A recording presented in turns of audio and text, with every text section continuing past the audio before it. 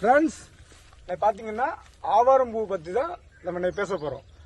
ஆவாரம்பூ யாருக்கெல்லாம் தெரியுமான்னு தெரியல. இதுதான் வந்து ஆவாரம்பூ பார்த்துருங்க, இப்படி இருக்கணும். இதுதான் ஆவாரம்பூ. இதோட மருத்துவ குணம்னு பார்த்தா சரியான மருத்துவ குணம் இருக்குது. இதில் வந்து என்ன நோய்க்கு மருந்து இல்லைன்னு வேற சொல்லுவாங்க.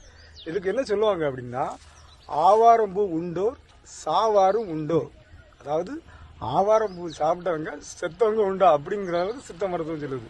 அந்த அளவுக்கு பெரிய ஒரு சரியான ஒரு மெடிசன் தான் இது. இதை என்னன்னா இப்படியே நம்ம பறித்து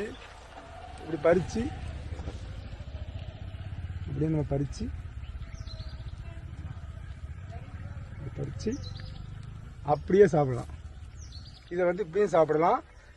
என்ன ஒன்று, இதை வந்து நம்ம நல்ல நீரில் கொதிக்க வச்சு 2 கப்பு தண்ணியில் 1 கப்பு தண்ணியாக மாற்றி அதில் எலுமிச்சம்பழம் ஊற்றியும் சாப்பிடலாம். இதை அப்படியே சாப்பிடலாம்.